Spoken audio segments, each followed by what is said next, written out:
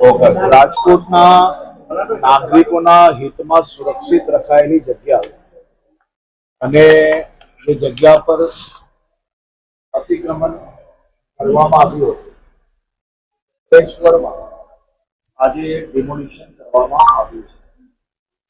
જંગલેશ્વર વિસ્તારમાંથી છેલ્લા ટૂંકા ગાળામાં ખૂનના 8 આરોપીઓ પકડવામાં આવ્યા છે. ખૂનની કોશિશના અનેક આરોપીઓ પકડવામાં આવ્યા છે. મારામારીના કેસમાં 68 આરોપીઓને પકડવામાં આવ્યા છે. બલાત્કાર અને અપહરણના કેસમાં 15 કેસોમાં 19 આરોપીઓને પકડવામાં આવ્યા છે. ગેરકાયદેસર મંડળીના 89 આરોપીઓ પકડવામાં આવ્યા છે. જંગલેશ્વરમાં ચોરી, લૂંટફાટ, ઘરફોડના 37 કેસોમાં 72 આરોપીઓને પકડવામાં આવ્યા છે. રાજકોટના પાસાના કુલ 187 કેસો થયા છે, જેમાંથી 58 કેસોના પાસાના કેસો એ માત્ર ને માત્ર જંગલેશ્વર વિસ્તારમાંથી થયેલા છે.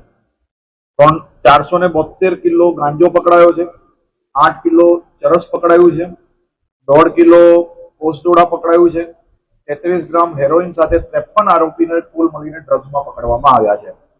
જંગલેશ્વરમાં છેલ્લા 8 વર્ષમાં 62 હથિયાર સાથે 64 આરોપીઓ પકડાયા છે. જંગલેશ્વરમાં છેલ્લા 10 વર્ષમાં જુગારના 65 થી વધારે અડ્ડાઓ ચલાવતા લોકોને પકડવામાં આવ્યા છે.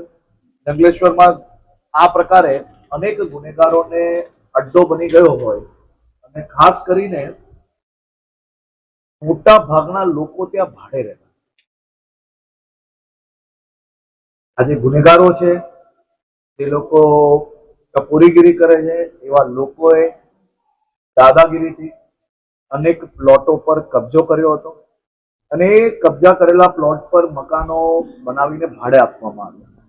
અને જે લોકો પોતે રહેતા હતા એમાં ત્યાં કોઈ નાના મકાનો નહીં, આલીશાન 2-2, 3-3, 4-4 માળના મકાનો બનાવીને મોટા બંગલાઓ બી નાના દેખાય એ પ્રકારની બી વ્યવસ્થાઓ અનેક લોકોએ ત્યાં ઊભી કરી હતી. આજે રાજકોટ પ્રશાસન દ્વારા આ સંપૂર્ણ દબાણ મુક્ત કરવામાં આવ્યું છે. રાજકોટના નાગરિકોની વ્યવસ્થાઓ માટે આ જગ્યા ખુલ્લી કરવામાં આવી છે. ખાસ કરીને જંગલેશ્વરનો ફેઝ 1 નું ડિમોલિશન ની કામગીરી શરૂ થઈ છે. અને મેં અગાઉ બી કહ્યું હતું કે રાજ્યના કોઈ બી ખૂને કોઈ બી અસામાજિક તત્વ જો સરકારી જગ્યાઓ પર કબજો કર્યો હશે અને ગુનો કર્યો એટલે એ જગ્યાઓનો સર્વે ચાલુ થઈ જશે. અને આ જંગલેશ્વરનું સર્વે બી અનેક ગુનેગારોની હિસ્ટ્રી ચેક કરતા જંગલેશ્વરનું આખું જે અસામાજિક તત્વોનો અડ્ડો હતો એ બી સાફ કરવાની શરૂઆત થઈ ગઈ.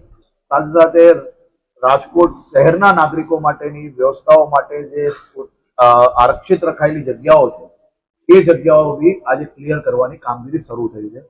મોડી કાલ સાંજ સુધી ફેઝ 1 ની કામગીરી પૂર્ણ થશે અને આ કામગીરી ક્લિયર થયા પછી ત્યાં આવનારા દિવસોમાં લોકોની વ્યવસ્થાઓ માટેની વ્યવસ્થાઓ ઊભી કરવામાં આવશે.